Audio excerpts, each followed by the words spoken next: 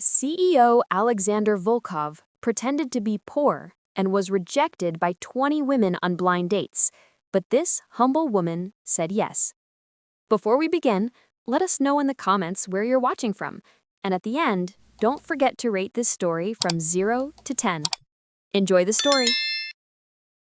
Alexander Volkov was on his 20th blind date, ready to give up completely on love. Not because he wasn't attractive. At 32, he was actually considered one of the most eligible bachelors. The problem was his fortune, over $15 billion. And it seemed like all it did was attract women more interested in his credit card than his heart. "This has to be the worst idea I've ever had," he muttered to himself, adjusting the cheap t-shirt his assistant, Ricardo, had picked up on sale. His brilliant idea was to pretend to be poor in order to find true love. For 2 weeks, he disguised himself as Leo Torres, an unemployed stock clerk, and was rejected in increasingly creative ways by 19 different women. Jennifer ran off as soon as she found out he was unemployed. Amanda pretended to have an asthma attack. And Patricia actually gave him $20 out of pity. Now, sitting in a cafe in São Paulo, Alexander was ready to throw in the towel. One last try, and then he would return to the world of superficial relationships. The 20th date was with someone named Isabelle Costa. She was 28 years old and worked as a coffee producer. Her profile picture showed a woman with a genuine smile, no filters, clearly taken outdoors. At 4:15 p.m., no one had shown up. Alexander was about to leave when the door to the cafe suddenly opened. A woman ran in as if she were escaping from a fire. Her brown hair was messy, her hands were covered in dirt. A mud stain marked her right cheek, and her clothes looked like they'd been through a battle. "Sorry," she shouted to the whole cafe. "Is Leo here?" Alexander stood up, a bit stunned. I'm Leo." "Whew, thank God," she sighed, dropping a worn-out backpack on a chair. "Isabelle Costa, nice to meet you. Sorry for the delay in my appearance. We had a small collapse at the farm warehouse." "Collapse?" Alexander asked, concerned. "Nothing serious." She waved it off, spreading more dirt. "Just a structural wall decided to collapse right when I was leaving. Good thing I'm short. I crawled right under it." Alexander looked her up and down. She looked like she'd lost a fight with the floor, but she was smiling like it was the most normal thing in the world. "Are you okay?" "Of course, part of the job," she shrugged. "Wow, this is a fancy place. Are you sure you can afford it? I can pay for mine, no problem." For the first time in 2 weeks, Alexander was caught off guard, in a positive way. No, I can manage 2 coffees." "Are you sure? I know what it's like to be broke. I lived on ramen for 2 months straight." Isabelle went up to the counter, and Alexander watched her greet the barista by name, ask about her kid, and leave a generous tip, although it was clear she was counting every penny. "All set?" She returned with 2 coffees. "So, Leo, tell me, what do you do besides being between jobs right now?" The question was simple, but there was something in the way she asked it without judgment, just genuine curiosity that completely disarmed Alexander. I work in construction, kind of rethinking life at the moment." "I get it."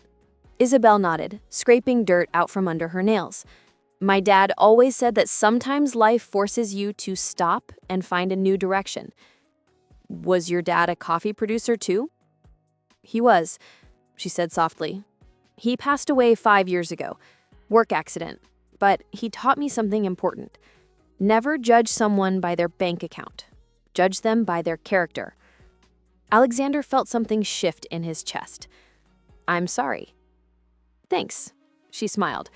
"But you know what's funny? After he died, a bunch of people showed up wanting to help. They all tried to buy our farm for next to nothing." "And did you sell?" Isabelle nearly spit out her coffee laughing. "No way! I decided to learn the craft myself. It was tough convincing the other producers that a 23-year-old girl knew what she was doing." "How did you manage?" "I proved I could. And," she made a face, "I cook really well. I won them over with my food. My feijoada is legendary around here." Alexander laughed. Really laughed, for the first time in weeks. "What else do you know how to do besides cook and run the farm?" "Oh, a bunch of useless stuff," Isabelle said, counting on her dirty fingers. "I can imitate bird calls, make napkin origami, name all the capitals of the world, and I have a 78-year-old grandmother who's better than the FBI at investigating boyfriends." "What do you mean?" "Last week she saw a guy at the supermarket, thought he could be a good match for me, and went right up to him. She asked, 'Do you have serious intentions with someone else's granddaughter?' Right in front of everyone. The poor guy nearly had a heart attack, but she got his phone number," Isabelle said, making a face. "Now she's planning a casual dinner to introduce us. I'll have to pretend I've caught something contagious." They talked for 2 hours like old friends. Isabelle shared funny stories about life on the farm, her matchmaking grandmother, and her dream of modernizing the family business. For the first time in weeks, Alexander felt completely at ease. He didn't need to impress anyone or make up stories. He could just be himself. "You're different from the other guys," Isabelle said as they prepared to leave. "Different? How?" "Most of them just talk about what they want to have. Cars, houses, status. You ask about things that really matter." Alexander smiled. "Maybe it's because you actually have interesting things to say. Can I ask you something a little direct?" "Sure." "Would you like to go out again? Maybe this weekend. I could cook for you. I promise it's better than cafe coffee." Alexander's heart raced. After 19 rejections, someone finally wanted a second date. "I'd love to." "Great." Isabelle stood up and threw her worn-out backpack over her shoulder. "Do you have a car, or do you need a ride? My pickup truck is from 2010, but it runs just fine." Alexander hesitated a second. His Porsche was parked 2 blocks away. "I have a car." "Thanks." "Perfect. Here's my address." She scribbled on a napkin. "Saturday at 7. "And Leo?" "Yeah?" "Come hungry. My feijoada puts people in food comas." She left waving, and Alexander stood on the sidewalk, grinning like an idiot. For the first time in 2 weeks, he felt truly happy. What he didn't realize was the woman across the street, elegantly dressed in sunglasses, who had just taken pictures of the entire scene. Natalia Volkov put her phone away with a cold smile. Her older brother was clearly up to something strange. And if Alexander wanted to pretend to be poor, she would find out exactly why. Saturday came sooner than Alexander expected, and he found himself standing in front of the bathroom mirror, trying to decide if he was nervous or excited. Probably both. "Mr. Alexander, are you sure you don't want me to go with you?" asked Ricardo for the 3rd time, organizing the poor man's clothes in the closet. "Ricardo, it's just a dinner, not a spy mission." "With all due respect, sir, after 2 weeks pretending to be a stock clerk, I'd say it's exactly a spy mission." Alexander sighed and put on a flannel shirt that cost less than the tip he used to leave in restaurants. "This is different. Isabelle is real." "Real? She's not interested in what I have. She doesn't even know what I have." Ricardo gave him a skeptical look. "And when do you plan to tell her?" "When the time is right," Alexander said, grabbing the keys to the borrowed Honda Civic. "Which might be never." Isabelle's address led Alexander to a part of São Paulo he had never been to. Small houses, old cars, tidy but modest backyards. It felt like stepping into another world. Isabelle's house was a light blue bungalow with a porch full of plants. Before Alexander could knock, she opened the door with a big smile. "Leo, you arrived just in time," she said, wearing a simple floral dress that made her look even more beautiful. Come in, come in. I hope you like feijoada, because I made enough to feed a small army." The inside of the house felt cozy in a way that Alexander's mansion had never had. The furniture was old but well kept, family photos adorned the walls, and a wonderful smell came from the kitchen. "Wow, what a cozy place," Alexander said sincerely. "Thanks. It's small, but it's mine. I inherited it from my grandmother when she moved to a nursing home. She couldn't climb the stairs anymore, so she gestured vaguely. Now she lives in a one-story house closer to the city. I take good care of her. She raised me after my parents passed. It's the least I can do. Alexander felt foolish complaining about his own family problems. During dinner, they talked about everything. Isabelle shared her plans to expand the coffee operation, bring in more modern technology, and create jobs for the community. Want to know my crazy dream? She asked, serving him a second helping of feijoada. I want to open a technical school here in the region, teach people to work with modern equipment, focus on safety, even the basics of management. That's not a crazy dream, it's necessary. You really think so? Most people say it's a waste of time, that the people around here aren't made for that kind of thing. Alexander grew angry at whoever said that. Those people are wrong, completely wrong. Isabelle smiled, and Alexander realized he was truly falling in love for the first time in his life. After dinner, they went out to the porch. The sky was clear, and Isabelle pointed to the stars, sharing the stories her father used to tell about the constellations. My father used to say, "The stars are like people," she said. "Some shine brighter, some are quieter, but they're all important to make the sky whole." He sounds like a wise man. He was also as stubborn as a mule and sang in the shower so loud that the neighbors could barely hear him. She laughed. But he was the best man I've ever known. Alexander was about to say something romantic when his phone rang. He looked at the screen. It was his driver. "Sorry, I have to take this. It's my boss." "No problem. I'll grab more tea," Isabelle said, heading to the kitchen. Alexander answered quietly. "Carlos, what's going on?" "Sir, the meeting for tomorrow has been moved to tonight. The Japanese investors are only available now." "What meeting?" Alexander asked, confused. "The expansion project to Asia. 50 million reais, sir." Alexander looked through the window and saw Isabelle in the kitchen, humming as she served tea. 50 million reais felt much less important at that moment. "Cancel it, or reschedule it for Monday. Did you hear me? I'm busy." When Isabelle came back with the tea, Alexander was putting his phone away. "Is everything okay with your boss?" "Everything's fine. He's at his apartment tonight." They stayed on the porch talking and laughing until almost midnight. When Alexander finally said he had to leave, Isabelle walked him to the gate. "Thanks for the most fun weekend I've had in a long time." "Thanks for being you." They looked at each other for a moment, and Alexander leaned in to kiss her cheek. At the last second, Isabelle turned, and the kiss landed on the corner of her mouth. "Oops," she laughed, blushing. "Oops," Alexander repeated, with a smile. He was walking toward the car when he heard Isabelle shout, "Leo, wait!" Alexander turned to see Isabelle running toward him barefoot. She pulled a pen from her purse and wrote the number on his palm. "There, now you have no excuse not to call." Alessandre smiled and got into the Honda Civic, waving through the window as he drove away. 3 blocks later, he stopped at a gas station to switch cars. Carlos was waiting with the Porsche. "How was the date, sir?" "Perfect," said Alessandre as he quickly changed clothes. "Absolutely perfect." He was putting the flannel shirt away when he saw a red truck pass by. Alessandre looked again and recognized Isabelle behind the wheel. Panic.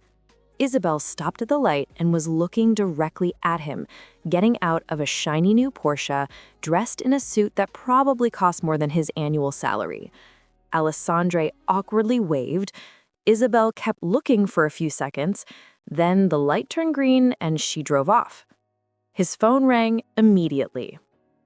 "Hi, Leo. It's me, Isabelle. What a coincidence running into you now." "Hi. What a coincidence." "Listen, I don't want to be nosy, but was that you getting out of a Porsche just now?" Alessandre panicked and said the first thing that came to his mind. "Yeah, that's my boss's. Sometimes I'm his personal driver, just to make a little extra money." "I see," Isabelle said, although her tone shifted slightly. "And your boss is a nice guy?" "He's a complicated man, very full of himself, rich, arrogant, thinks he's better than everyone." "Wow, That must be tough working for someone like that. It's not fun, admitted Alessandre, hating every word, but the pay helps. Sure, we'll talk again soon. It was nice hearing from you again. You too. Alessandre hung up and rested his forehead on the steering wheel. Problem, sir? Asked Carlos. Carlos, I just made myself sound like a pompous jerk, an idiot to the woman I'm in love with. Interesting strategy, sir. It's not a strategy, it's desperation. Alessandre drove home, wondering how he would explain that lie. But one thing was for sure. He couldn't lose Isabelle. She was the best thing that had happened to him in years. The next Monday, Isabelle called with a proposal that excited and terrified him. Leo, how about seeing where I work? Don't worry, I won't make you carry any sacks, but I think it would be nice for you to see my world. Alessandre immediately agreed, not thinking about the consequences. 2 hours later, he was driving the Honda Civic down a dirt road that seemed to stretch on forever, following Isabelle's instructions on the phone. When you see a sign that says Propriedade Costa, Entrada Restrita, you've arrived, she said, laughing. The Costa family coffee farm was very different from what Alessandre had imagined. It wasn't a huge operation like the ones his company usually financed, but it was organized, clean, and clearly managed with care. Isabelle greeted him wearing a yellow cap and rubber boots, looking completely in her element. Welcome to my office, she said, pointing to the drying and processing areas around them. It's not glamorous, but it pays the bills. Alessandre looked around, genuinely fascinated. He had never seen a coffee farm up close, and the creative, homemade solutions really impressed him. How did you learn to do all this? My dad taught me when I was a little girl, and after he passed, the other producers here helped me. People here really support each other, Isabelle said, pointing to a group of workers. That's Tiago, he's our equipment expert. Camila is our self-taught agronomist.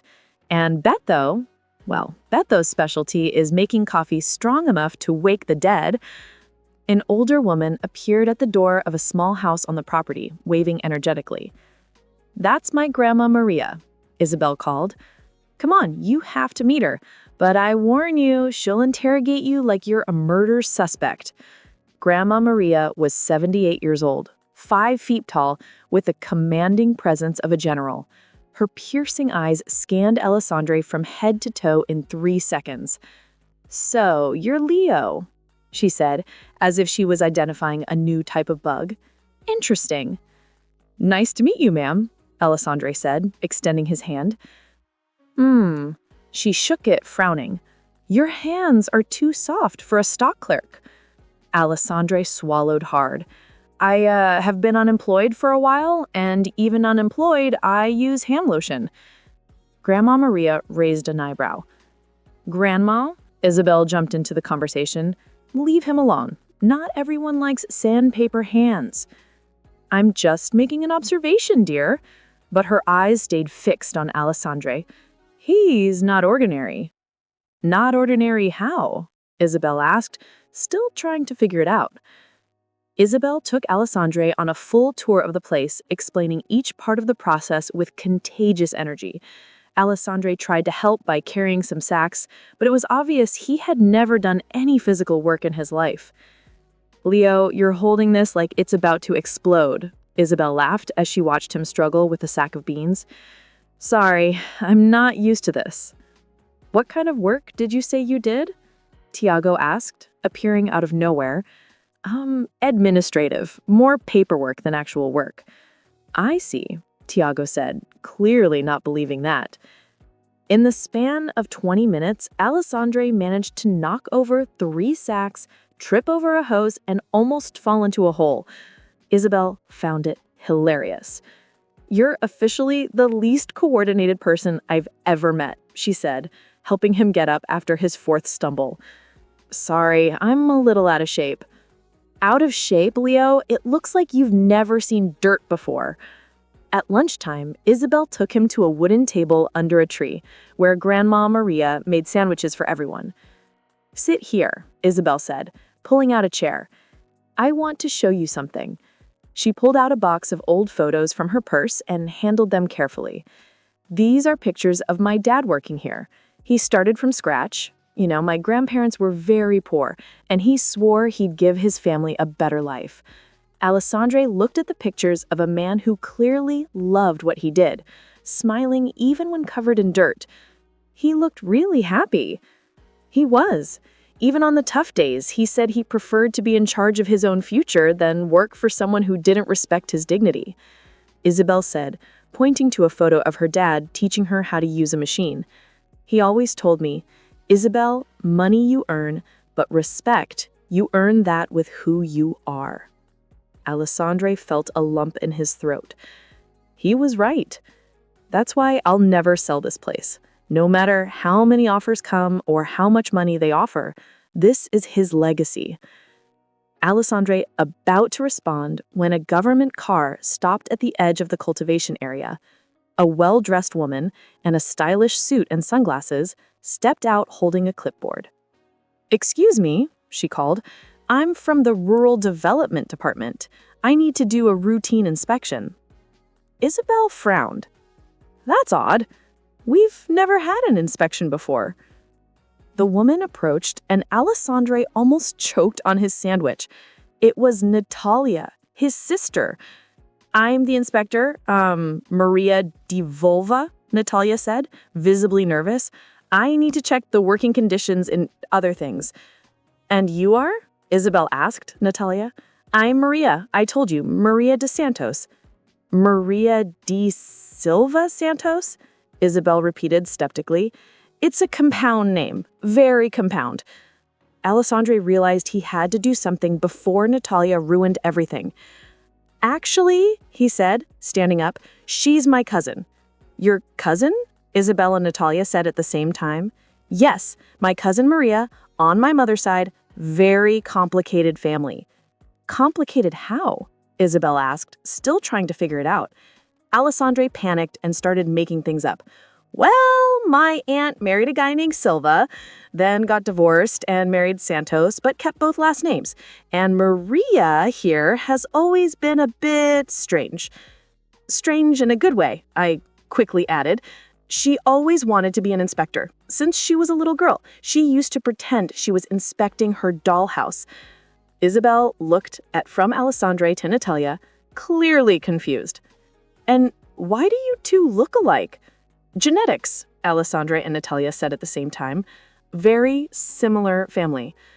Grandma Maria, who had been watching everything in silence, stood up and said dryly, "Strange family, this one."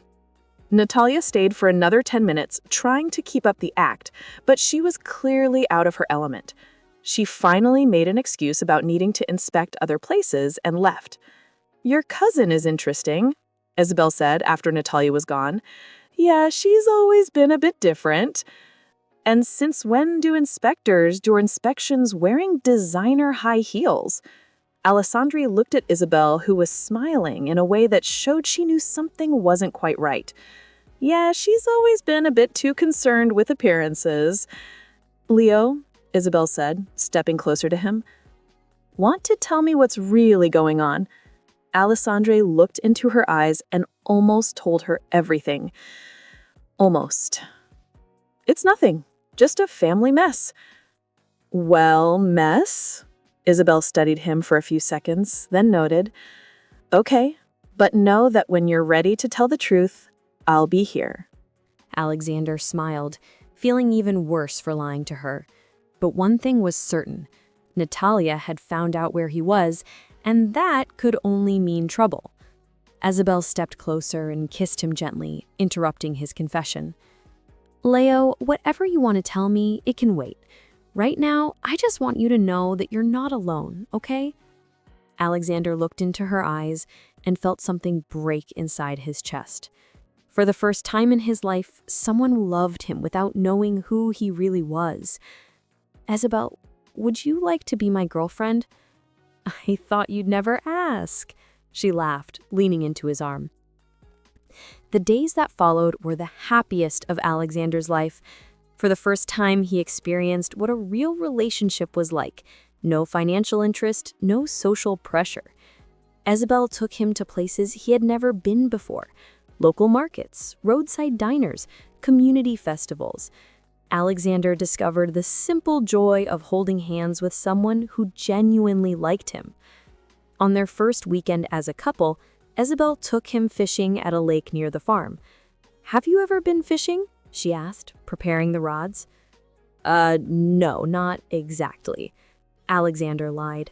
He had gone fishing a few times on the family yacht, but that didn't count.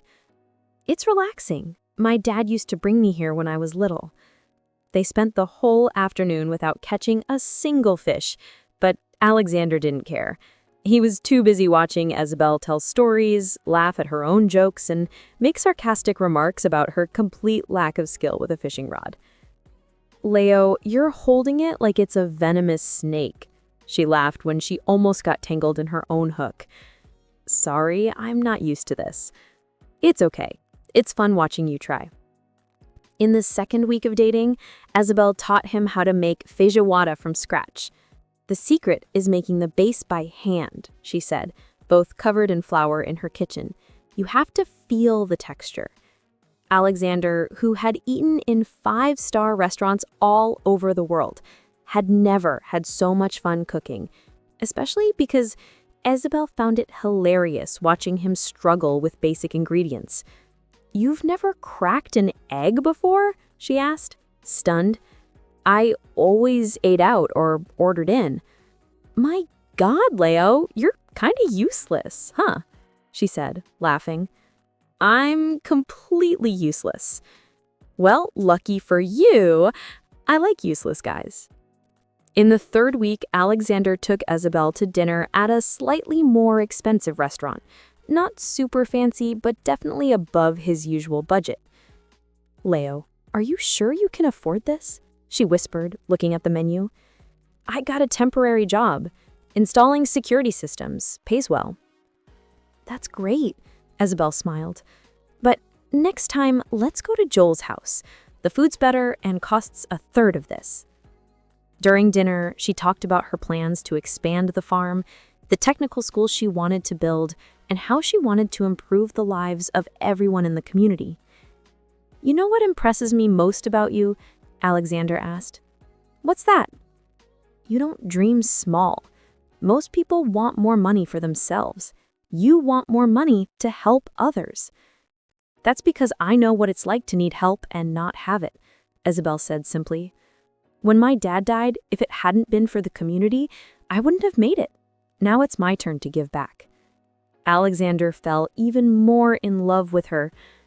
In the fourth week, they went to a country music festival in a neighboring town. Isabelle wore a simple floral dress and cowboy boots, and Alexander thought she had never looked so beautiful. "Do you know how to dance sertanejo?" she asked when the band started playing. "I have no idea," Alexander admitted. "Come on, I'll teach you." They danced for hours, Alexander stepping on Isabelle's feet more times than he could count, but she laughed at every misstep. "You're improving," she lied shamelessly when he managed 3 steps without stumbling. "You're a terrible liar," Alexander laughed. "I am, but you're trying, and that's what matters." During a slower song, Isabelle rested her head on Alexander's shoulder. "Leo, I love you." Alexander stopped dancing for a moment and looked at her. "I love you too," he said, and for the first time he really meant it. They kissed in the middle of the dance floor while the music played and people danced around them. Alexander had never been so happy in his life. Meanwhile, across town, Natalia was in a private investigator's office, a man who had seen better days. "So, Mrs. Volkov, what exactly do you want me to investigate?"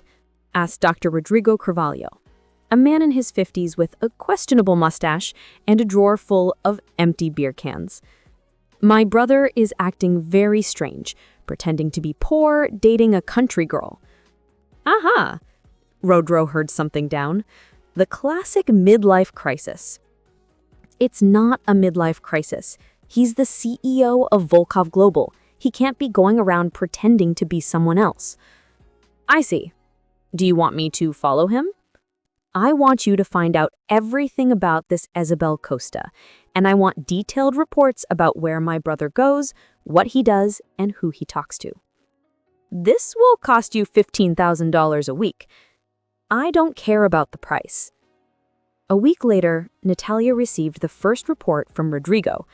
She opened it, expecting useful information, and found a confidential report. Subject: Alexander Volkov. Weekly notes. Monday. Subject bought coffee at 3 different places.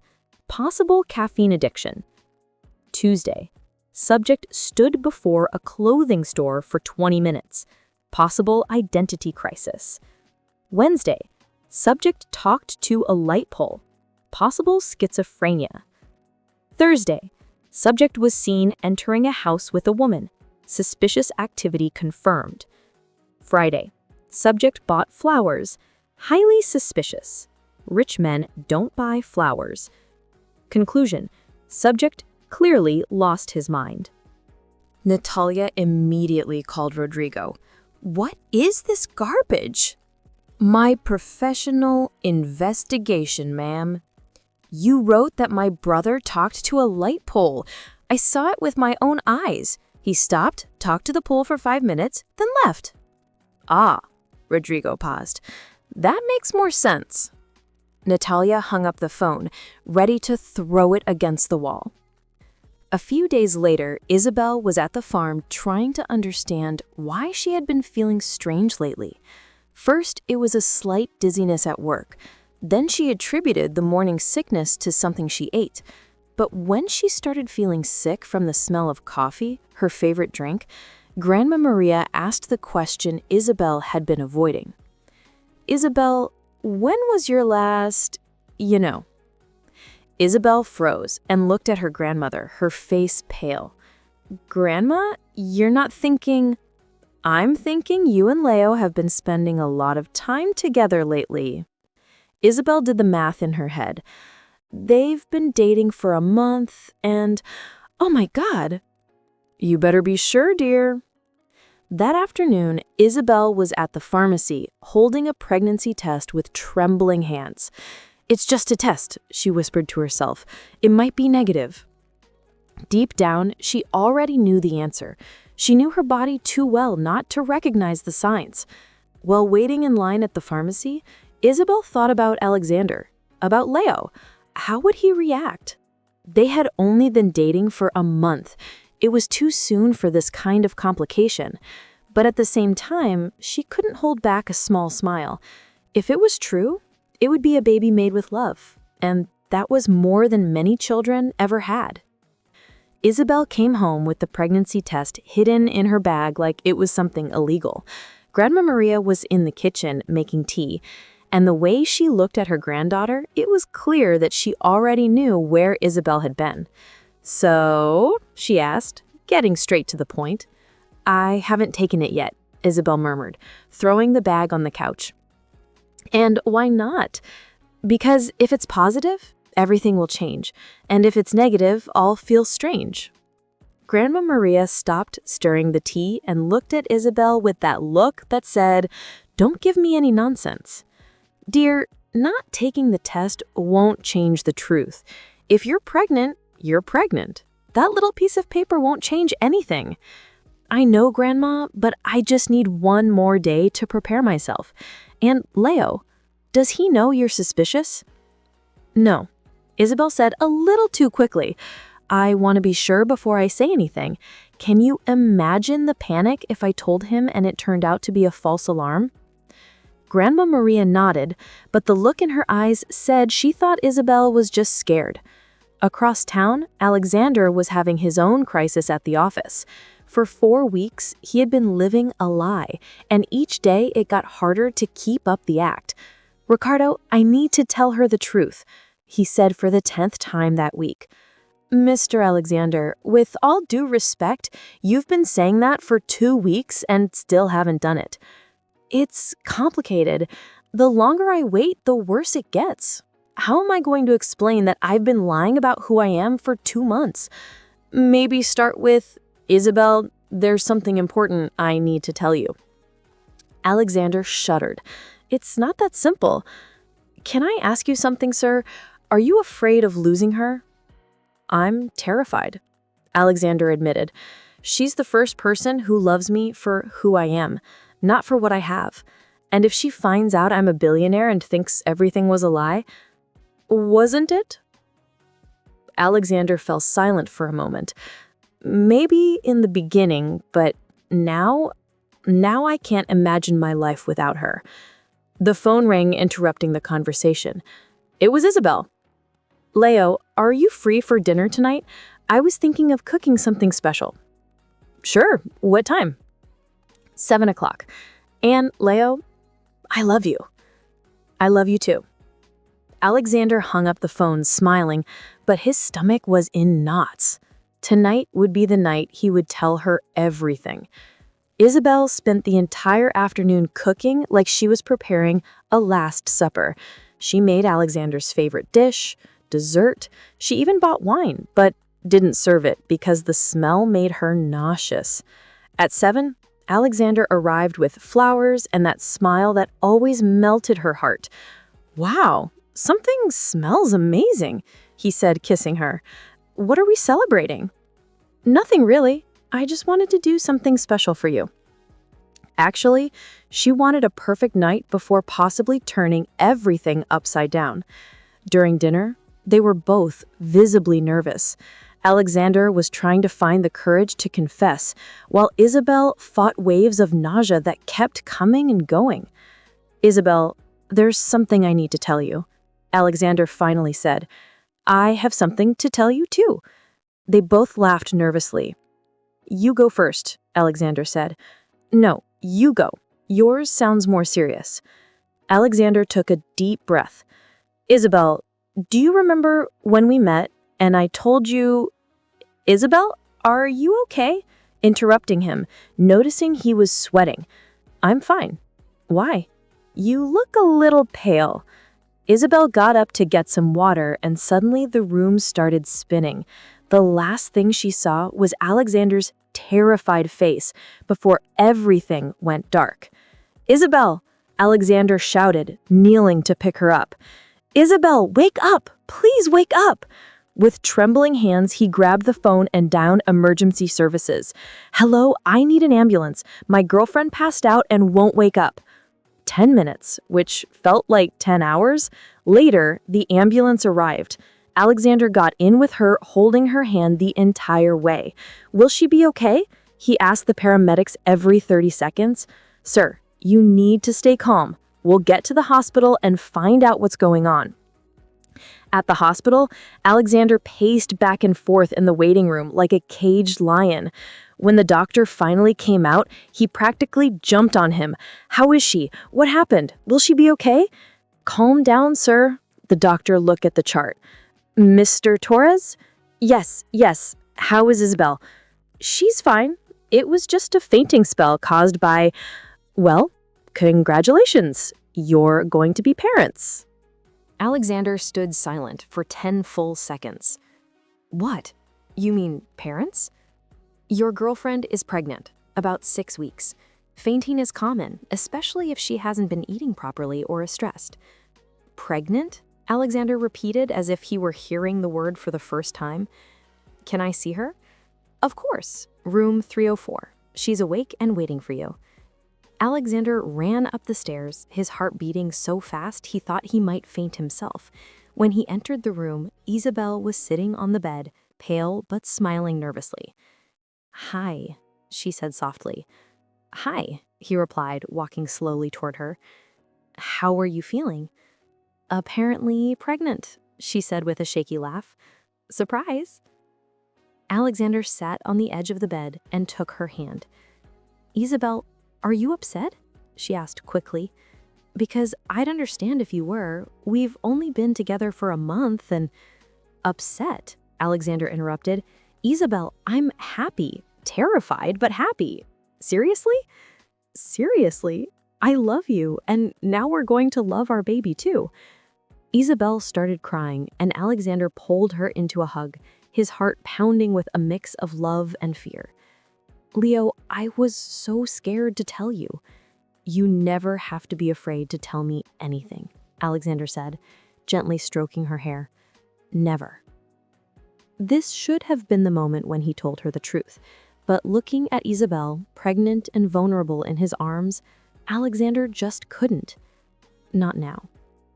On the other side of town, Natalia was at Rodrigo's office, finally getting some useful information. I found something interesting about your brother, said Rodrigo, showing some photos. He's definitely dating the coffee producer, and more than that, I found out he's using fake documents. What do you mean? The name Leo Torres doesn't exist. It's a completely invented identity. Natalia gave a cold smile. Go on. And there's more. I managed to get access to his bank records. In the past 2 months, he's spent less than 10,000 reali. For someone who usually spends that in one night, that's very suspicious. So he's really pretending to be poor. Exactly. And by the way she looks at him in these photos, the gold digger has no idea who he really is. Natalia stood up satisfied. Thank you, Rodrigo. You've done your part.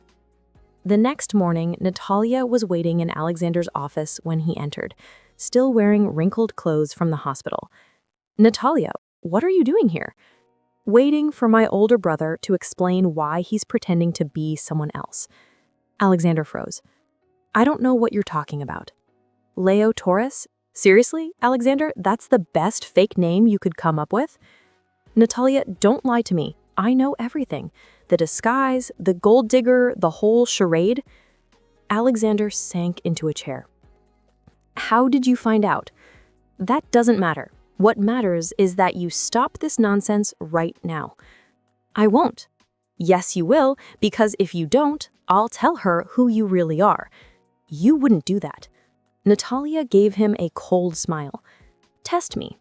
You have 48 hours to break up with her and come back to reality, or I will tell her everything. Natalia, you don't understand. I love her. You love the idea of her, but she's in love with a man who doesn't exist. That's not true, is it? Then tell her who you really are. Call her right now and tell her you're a billionaire. Let's see how long this true love lasts. Alexander remained silent, because deep down, he knew Natalia was right. Isabelle had fallen in love with Leo Torres, not Alexander Volkov. You have 48 hours, Alexander. Choose the family business or a fantasy that will end sooner or later. Natalia left, leaving Alexander alone with the hardest decision of his life. And now there was a baby involved. Natalia didn't waste any time. Within 24 hours, she set her most cruel plan into action. Using media contacts and digital editing specialists, she created fake evidence that seemed completely real. Photos of Alexander at social events were edited to show a glamorous blonde woman by his side. Fake legal documents showing an official engagement between Alexander Volkov and Camila Oliveira, daughter of an agribusiness tycoon, even invented gossip articles about their wedding in 6 months. Perfectly edited, completely believable, entirely fake. On Wednesday morning, Natalia's assistant, Bia, showed up at the farm dressed as a journalist, carrying a camera and a folder full of evidence. Isabelle Costa, I'm Julia Rodriguez from São Paulo Social Magazine. I need to talk to you about Alexander Volkov. Isabelle, who was organizing some equipment, looked confused. I don't know any Alexander Volkov. Of course you do, Isabelle, Bia said with a cold smile. You know him as Leo Torres. Isabelle's blood ran cold. I have some information you might want to know about the man you're dating. Bia opened the folder and showed the edited photos. Alexander in expensive tuxedos, hugging a stunning woman, clearly at high society events. This is your boyfriend, Alexander Volkov, CEO of Volkov Global. Estimated net worth, $15 billion. Isabelle took the photos with trembling hands. This can't be real. And there's more, Bia said, showing the fake documents. He's been engaged for 2 years. The wedding is scheduled for December. You're lying, Isabelle said, although her voice didn't sound convinced. Why would I lie? Look at the photos. It's him, isn't it? Isabelle looked again. It was Alexander, no doubt, but not the Alexander she knew. It was a man from a completely different world, living a completely different life. He told me he was an unemployed stock clerk. Looks like he lied. The question is, what else did he lie about? 2 hours later, Isabelle was at Alexander's door, holding the photos with her chest tight from a mix of anger and disgust. When he opened the door, smiling as he always did when he saw her, she exploded. Who is Camila Oliveira? Alexander's smile disappeared instantly. Isabelle, I can explain. Explain? She screamed, throwing the photos in his face. Do you want to explain why you've been engaged to another woman for 2 years? Alexander looked at the photos, confused. Isabelle, this isn't... What is it then? Not you? Because it's clearly you in these photos. Yeah, but you lied to me. Isabelle was crying now, pain and anger overflowing. You made up your whole life. An unemployed stock clerk, Leo Torres, all lies. Isabelle, please let me explain. These photos were edited. It's never enough, Alexander. She stopped and looked at him, tears in her eyes. Or Leo, or whatever your real name is, I can't take any more lies. My name is Alexander, and I'm the same man you love. You think? Because the man I love never existed. It was all something you made up. She managed to get into the truck, and Alexander banged on the window. Isabelle, please think about our baby. Isabelle lowered the window a little. Our baby will grow up knowing the truth, unlike his mother, who was foolish enough to believe in fairy tales. She drove off, leaving Alexander standing on the street, heartbroken. Natalia watched everything from a distance, smiling with satisfaction. When Alexander got home, she was waiting in the living room. Looks like you won't need the full 48 hours. You did it, Alexander shouted. You planted those fake photos. I just sped up the inevitable. She would have found out eventually. Natalia, you destroyed the only good thing I had in my life. I saved our company from the shame of having a CEO married to an uneducated gold digger. Alexander glared at his sister with such hatred that she took a step back. You know what you just did? He said, his voice dangerously calm. You just lost your brother. Alexander, don't be dramatic. I'm going to quit the company, the inheritance, everything, and I'll spend the rest of my life trying to earn the support of the woman I love. You can't do that. Yes, I can, and I will. Alexander went upstairs, leaving Natalia alone, slowly realizing that her supposed victory might have cost much more than she ever imagined. Alexander didn't sleep for 3 days. After officially resigning from Volkov Global, leaving Natalia in complete panic, he packed his things and went straight to the farming community where Isabelle lived. But when he arrived, it was clear he wasn't welcome. You're the idiot who lied to our Isabelle, said Tiago, standing in front of the entrance with his arms crossed. Tiago, I need to talk to her. I need to explain. Explain what? That you're a rich liar who played with her heart? Alexander looked around and saw that other workers had gathered around Tiago. They were all staring at him with hostility. Please, just 5 minutes. You're not welcome here, said Camila, the agronomist. Isabelle cried for 2 straight days because of you. Did she tell you everything?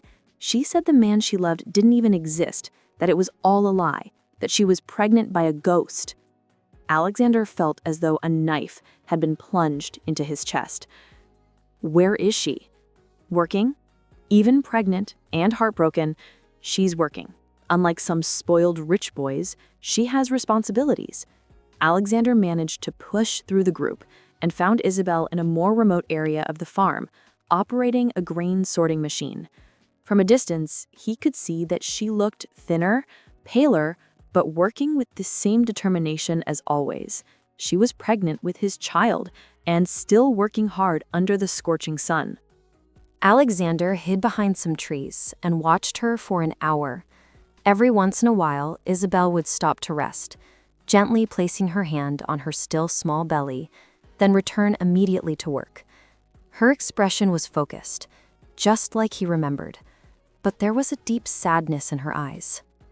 "Admiring your work?" said a cold voice behind him. Alexander turned and saw Grandma Maria, arms crossed with a penetrating look that could kill. "Grandma, You're a coward who played with my granddaughter like she was a toy. This isn't true. I love her. I love her." Grandma Maria let out a bitter laugh. "You call this love? Lying about who you are, making her fall in love with a fake man. I didn't want this to happen. Things got out of control and you didn't have the courage to tell the truth. Not even when you found out she was pregnant with my child." Alexander looked down, ashamed. "You know what's the saddest part?" Grandma Maria continued. "She really loved you. The Leo Torres you invented. She loved an honest, hard-working, and respectful man. That man was never real. I can be that man. I quit the company, left my whole life behind. What? Keep pretending? Keep playing a role? No. To finally be myself for the first time." Grandma Maria studied him for a long moment. "Do you want to prove you've changed? That you're worthy of my granddaughter?" "Yes, anything." "Then tell the truth. Admit your lies and apologize." Alexander swallowed hard. "And if I do that, will you help me show Isabelle that I really love her? If you do that, I'll believe there's a small chance you deserve to try." On Sunday morning, Alexander was in the town square. The outdoor market was packed. The whole community had gathered. He saw Isabelle on the other side of the square, selling crafts to make some extra money. Alexander climbed onto a wooden crate in the middle of the square and shouted, "Excuse me, may I have everyone's attention?" The conversation stopped. Isabelle looked at him surprised and furious. "My name is Alexander Volkov, not Leo Torres. I lied to all of you." Shocked murmurs spread through the crowd. "I'm the CEO of a billion-dollar company. I pretended to be poor to find true love. And in the process, I hurt the most amazing woman I've ever met." Isabelle didn't move, but tears streamed down her face.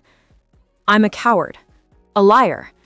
And the worst part is that when Isabelle gave me the chance to tell the truth, I didn't have the courage, even though I knew she was pregnant with my child." Now the crowd was completely silent. "I don't deserve her forgiveness, but I want you all to know that Isabelle Costa is the most honest, courageous, and generous woman I've ever met, and I destroyed that with my lies." Alexander stepped down from the crate, humiliated, but somehow lighter. Isabelle stared at him for a long moment, then turned and walked away. But for the first time in a week, she didn't run, she simply walked.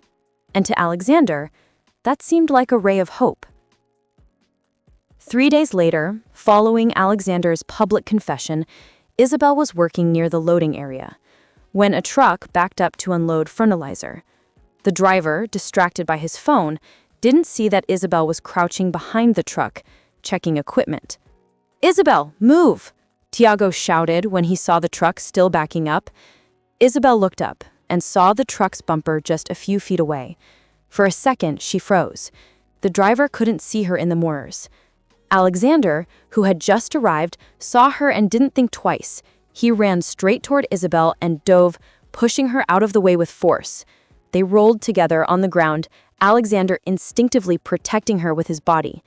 The truck passed just inches from where they had been moments before. "Stop the truck!" several workers shouted. The driver finally slammed on the brakes and jumped out in a panic. "My God, I didn't see her. I didn't see anyone." Alexander quickly got up, checking on Isabelle. "Are you hurt?" Isabelle was in shock, breathing heavily. "I don't think so. Alexander, is the baby okay?" He asked him, helping her sit up. "I think so," she said, placing her hand on her belly. "You saved me." Alexander had scraped his arm and leg on the gravel, but he didn't care. "Are you sure you're okay? Let's go to the hospital just to be safe." "No need. Isabelle, please." "For the baby." She nodded, still shaken. At the hospital, after the exams, the doctor confirmed that both Isabelle and the baby were fine. "Just a scare, no injuries. You were lucky, but it's a good idea to stay under observation for a few hours just to be sure." When they were alone in the room, Isabelle looked at Alexander, curious as to why he was there. "Why were you at the farm?" "I was hoping for a chance to talk to you. Isabelle, I know you asked me to leave, but I couldn't. I couldn't walk away knowing you were pregnant, and maybe I'd never see you again." Isabelle sighed. "Alexander, I need to ask you something, and I want the full truth this time. Anything. Why did you really pretend to be poor? And don't come to me with a rehearsed answer. I want to know what was really going on in your head." Alexander sat in the chair beside the bed. "Because I felt like a ghost in my own life." "What do you mean, Isabelle?" "Have you ever thought about how it feels to never know if people really like you? Since I was a child, I only saw interest in people's eyes when they found out my last name. Friends who used me to impress their parents, girlfriends who completely changed when they saw my house, and you thought it would be the same with me. I was afraid it would be, because you're too perfect to be true.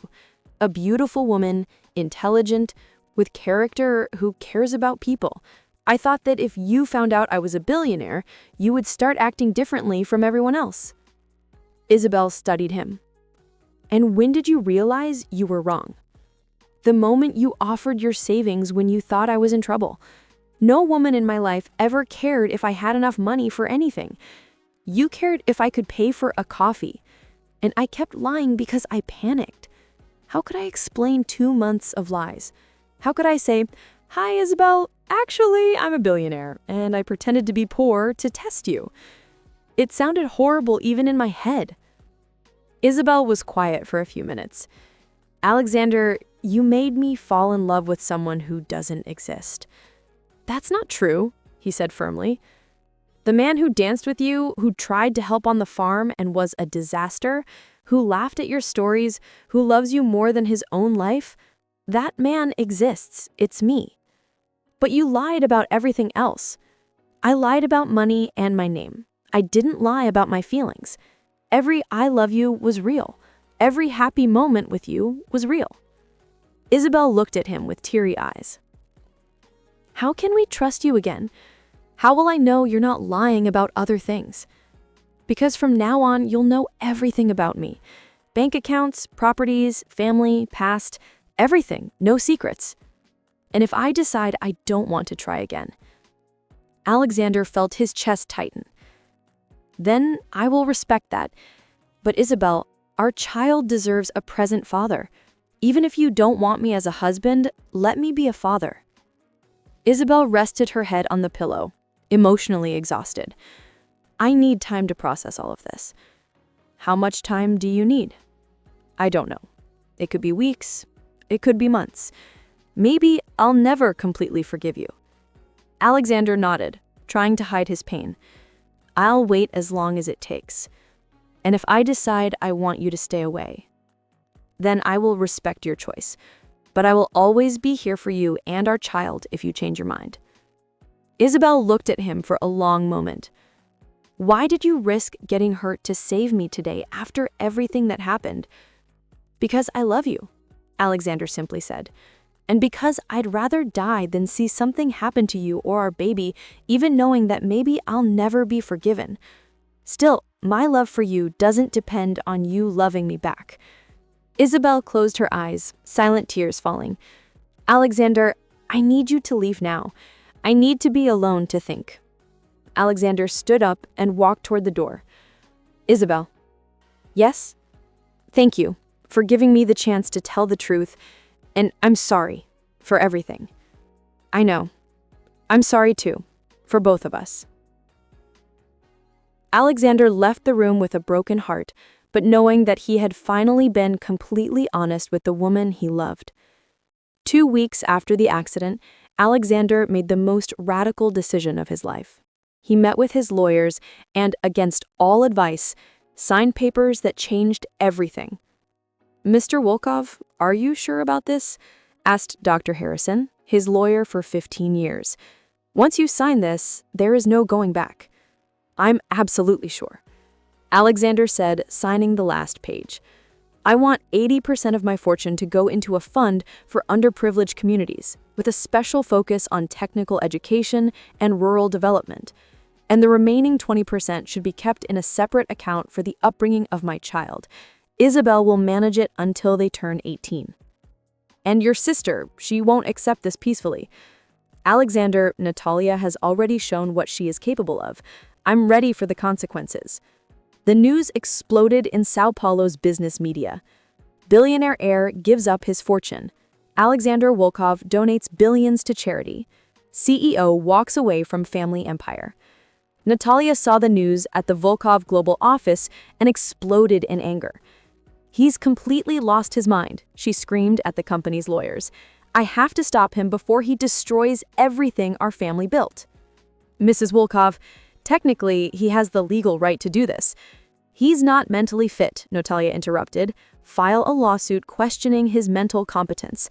No one in their right mind donates billions to a minor." Dr. Peterson, the senior lawyer, hesitated. "Natalia, this is risky. We won't lose. Gather evidence, erratic behavior, lies, pretending to be someone else for months. Any judge will see that he wasn't in a position to make financial decisions." Isabelle heard the news on TV. She was in her Grandma Maria's kitchen drinking tea when the local news began to talk about Alexander. In a surprising decision, businessman Alexander Volkov announced today that he is donating the majority of his fortune to social projects focused on education and rural development. The reporters said, while showing images of Alexander leaving the law office. Isabelle almost dropped her cup. "Grandma, are you seeing this?" Grandma Maria walked over to the TV. "That boy really went crazy for you." Alexander said the fund will mainly be used to build technical schools in underprivileged communities. "Exactly the kind of project your ex-girlfriend Isabelle Costa always dreamed of developing," the reporter continued. Isabelle felt her chest tighten. Alexander was literally giving away his fortune to fulfill her dreams. Sources close to the family revealed that Alexander's sister, Natalia, is contesting the decision in court, alleging mental incompetence. "He's going to lose everything," Isabelle whispered. "No," Grandma Maria said wisely. "He already lost what mattered most to him. Now he's trying to do something worth it." In the following days, the legal case became a media circus. Natalia presented evidence of Alexander's erratic behavior, lies about his identity, abandonment of the company, irrational financial decisions. Alexander didn't contest any of this. He appeared in court wearing simple clothes, without expensive lawyers, defending himself. "Your Honor," he said to the judge, "I know my actions may seem irrational to those who value money above everything, but for the first time in my life, I'm making decisions based on what is right, not what is profitable." "Mr. Volkov," the judge asked, "are you aware that you are giving up billions of reais?" "I am, and I would do it again. Money has never made me happy. I hope it can bring dignity and opportunities to people who truly deserve it." Isabelle watched it all on TV, crying. Grandma Maria sat beside her, watching her granddaughter. "He's doing this for you, you know?" the elderly woman said softly. "He's destroying himself for me," Isabelle replied. "No, he's rebuilding himself. He's becoming the man you saw in him from the beginning." "But Grandma, what if I can't forgive him? What if it's too late?" Grandma Maria turned to Isabelle with that wise look only the oldest have. "Child, in my 78 years, I've learned one thing. True love is rare. Rarer than gold, more precious than diamonds. That boy is literally giving up everything he has to prove he loves you. But he lied to me. Yes, he lied and is paying the price. But look at him now." Grandma Maria pointed to the TV. "He's risking everything, facing his own family, being humiliated in public. That's not the behavior of a liar. That's the behavior of a man in love trying to fix things. Isabelle touched her belly where the baby was growing. And if he hurts our baby like he hurt me? Child, everyone makes mistakes. The question is, has he learned from his? Because from what I see, that man is not the same one who lied to you. He's changed. Isabelle looked at the TV where Alexander was leaving the court under a rain of camera flashes and harsh questions. He looked tired, but determined. What do you think I should do, Grandma? I think you should go talk to him. Not to forgive him right away, but to see with your own eyes who he has become. That baby deserves to know his father, and you deserve an honest answer about whether you still love that man. Isabelle closed her eyes, feeling the baby move inside her. Deep down, she already knew the answer. The question was whether she had the courage to admit it. On Sunday morning, Isabelle drove to Alexander's house 3 times before finally having the courage to ring the doorbell. She was 4 months pregnant, and her belly was starting to show beneath a simple dress she was wearing. Alexander opened the door, and for a moment, he stood silently, as if he couldn't believe she was there. "Isabelle," he said softly, as though he feared she might disappear. "Hi, Alexander. Can I come in? We need to talk." "Of course." He stepped back quickly, nervous. "Do you want water? Tea? Something to eat?" "I'm fine." Isabelle stepped inside and looked around. The mansion that once intimidated her now seemed just an empty, cold house. "I watched the trial on TV." "Oh," Alexander made a face. "That must have been strange to watch." "Actually, it was brave." Isabelle sat on the living room couch. "You gave up everything." "I didn't give up everything. I still have enough to live comfortably, and I've set aside money for our child." "Alexander, you didn't have to do that. Not for me." "I didn't do it for you," he said, sitting in the chair across from her, keeping a respectful distance. "I did it for myself. For the first time in my life, I've used my money for something that truly matters." Isabelle studied him. He looked different, thinner, with dark circles under his eyes, but there was something in his eyes that she hadn't seen before. Maybe peace. "How are you?" she asked. "Better than I thought. It's strange, but I feel free without the weight of the company, the expectations, the money. For the first time, I can just be me." "And who are you without all of that?" Alexander smiled sadly. "I'm still figuring that out, but I hope to be someone worthy of being the father of our baby." Isabelle touched her belly absent-mindedly. "Alexander, I didn't come here for us to get back together. I know. I'm still hurt. I'm still scared to trust again." "I understand. But," Isabelle hesitated, "but our baby deserves to know their father, and you deserve a chance to be a father." Alexander's heart raced. "What does that mean?" "It means we can try to be friends for the baby. See how things go." "Friends?" Alexander repeated, testing the word. "That's all I can offer you right now." "Then I accept," he said immediately. "I accept anything you give me." They talked for 2 hours. Alexander shared his plans for the charity fund, how he wanted to be involved in the pregnancy, his fears about being a father. Isabelle spoke about the pregnancy, how the community reacted to his donation, her own fears. When Isabelle stood to leave, Alexander walked her to the door. "Isabelle, can I ask you something?" "Of course." "Do you think that maybe someday we could try again?" Isabelle looked at him for a long moment. "I don't know, Alexander. Honestly, I don't know." "That's okay. Friends are a start." "Yes," she agreed. In the days that followed, Isabelle couldn't stop thinking about one thing that bothered her. Although Alexander had lied about who he was, something in the photos of the supposed engagement didn't make sense. She knew Alexander well enough to know that he wouldn't hide a 2-year engagement. The more she thought about it, the more suspicious she became of Natalia. On Thursday, Isabelle made an impulsive decision. She drove to the Volkov Global building, determined to confront Natalia and demand answers. "I want to speak with Natalia Volkov," she said to the receptionist. "Do you have an appointment?" "No, but it's about Alexander Volkov. It's urgent." The receptionist hesitated, then said, 30th floor, last door on the right.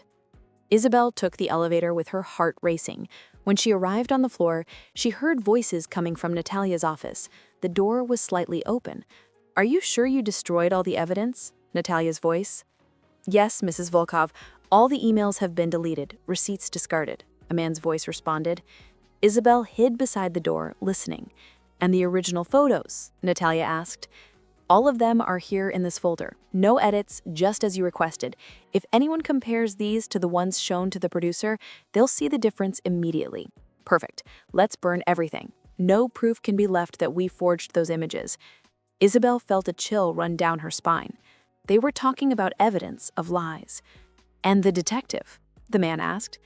Rodrigo has already been paid to stay quiet, and the woman we hired to pretend to be Camila Oliveira in the photos, too. Do you think Alexander could find anything? Not if we destroy everything today. No proof means it's his word against mine. Isabelle heard footsteps approaching the door. She quickly hid behind a column in the hallway. Natalia came out with a man in a suit carrying a brown folder. They headed for the elevators, speaking softly. Isabelle waited until they were out of sight, then entered Natalia's office. The room was messy with papers scattered across the desk. She quickly searched for something she could use as proof. That's when she saw it. On the desk was a second brown folder identical to the one Natalia had taken. Inside were photos. Alexander alone at social events. No women by his side.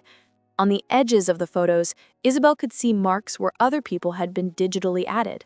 There were also receipts for payments to a graphic editor, printed emails between Natalia and someone named Camila O, fake, and even a contract with Detective Rodrigo for investigation services and creating false evidence.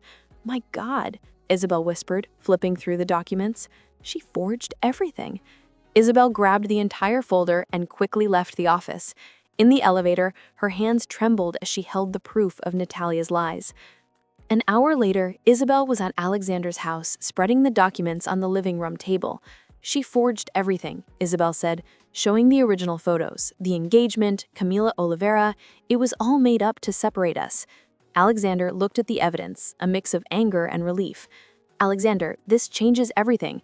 Natalia lied on purpose to manipulate me. Isabelle, do you understand what this means? It means I was a fool, Isabelle said, tears starting to fall. It means I believed a lie and almost destroyed our chance at happiness. No, Alexander took his hands. It means you're a victim of a cruel manipulation, just like I am. What do we do now? We're going to court. Natalia can't get away with what she did. 2 days later, Isabelle and Alexander were in court presenting the evidence to the judge. Natalia looked pale, clearly not expecting her lies to be exposed. Mrs. Volkov, the judge addressed Natalia, how do you explain this evidence of deliberate forgery and manipulation? I can explain, Natalia stammered. We have receipts in your name paying for the digital editing of photos, emails about creating fake profiles, and a contract for creating false evidence, all with your signature. Isabelle stood up. Your Honor, may I speak? You may, Mrs. Costa. Natalia Volkov sent her secretary to contact me, pretending to be a reporter. She showed me forged photos and false documents about an engagement that never happened. She destroyed my relationship based on calculated lies. And what impact did this have, Mrs. Costa? I'm 4 months pregnant. Because of her lies, I almost kept my child from knowing his father. I almost destroyed a man who, despite his mistakes, has always loved me truly. The judge slammed the gavel. I declare the mental incompetence case against Alexander Volkov dismissed. Natalia Volkov will be charged with forgery, defamation, and fraud. Natalia left the courtroom in custody, her plan finally crumbling. Outside, Isabelle and Alexander walked in silence. Thank you, Alexander said, for finding the truth, for defending me. Isabelle stopped and looked at him. Alexander, I still need time to process all of this, but now I know you never betrayed me. I know Natalia was behind everything. And does that make a difference? Isabelle touched her belly. It does. Our child deserves parents who love each other. And I still love you. Alexander felt tears in his eyes. Isabelle, but let's take it slow, okay? 1 step at a time.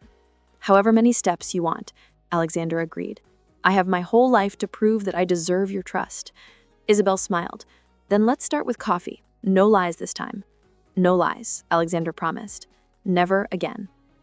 3 months after the trial, Isabelle was 8 months pregnant when Alexander made the request that would change everything forever. They were on Isabelle's porch watching the sunset. Alexander had become part of her routine, taking her to doctor's appointments, helping with the farming when she allowed it, and slowly regaining her trust. "Isabelle," Alexander said, turning to her, "I need to tell you something." "What is it?" she asked, gently touching her belly.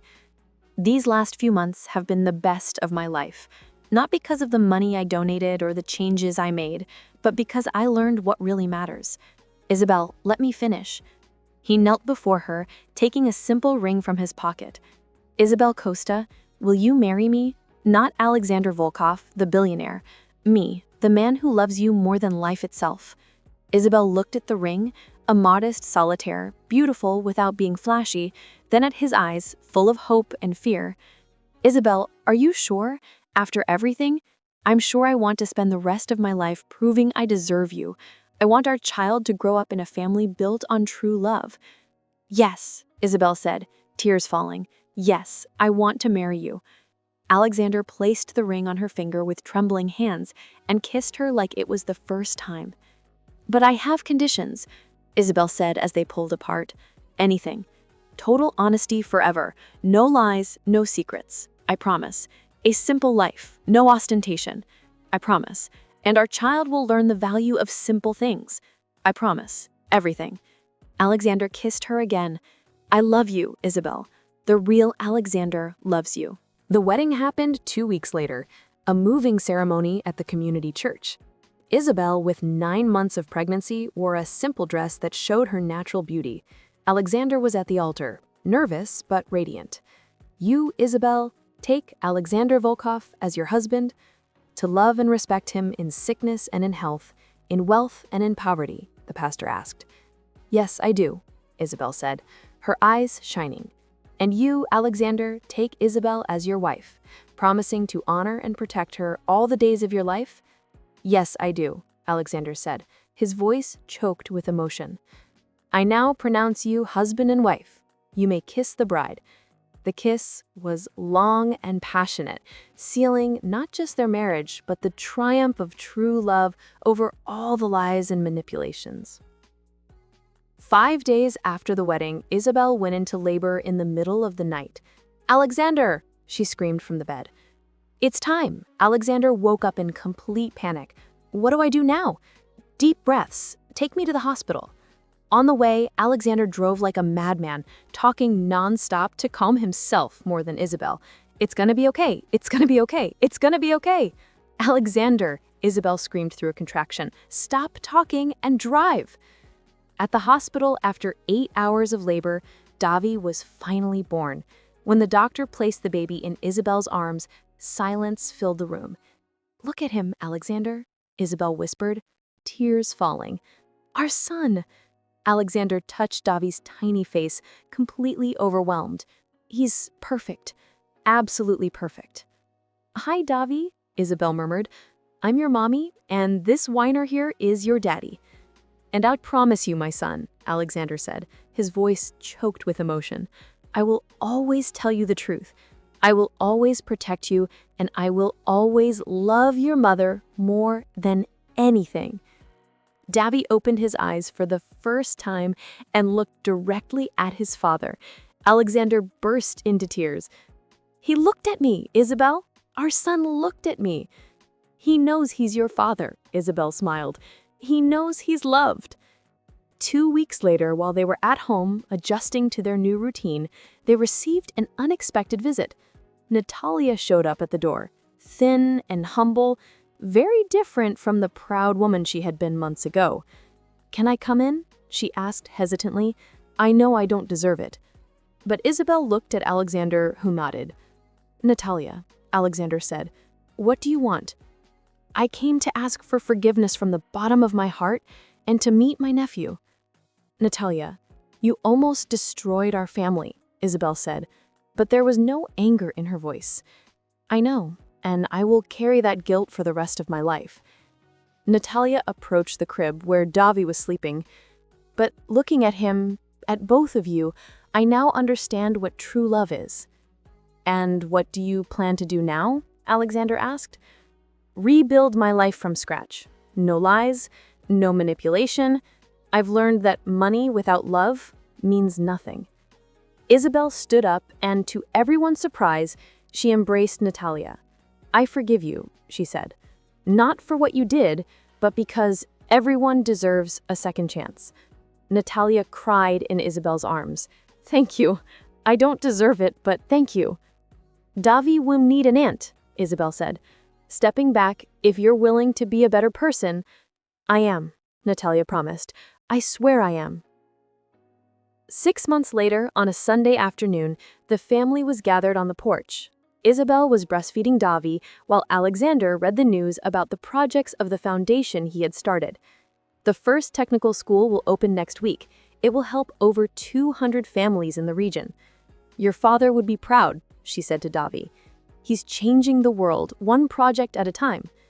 Grandma Maria arrived carrying a pie. "How are my boys?" "Happy, Grandma." Isabelle smiled, completely happy. Natalia appeared next, bringing a gift for Davi.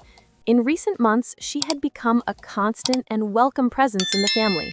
"How's my favorite nephew?" she said, making faces at the baby. "He's your only nephew," Alexander laughed. "Then he's definitely the favorite." Natalia joked, watching her family, beautiful and happy. Isabelle, Davi growing healthy, Natalia becoming a better person. Grandma Maria smiling. Alexander remembered the time when he pretended to be Leo Torres, desperate to find true love. "What are you thinking about?"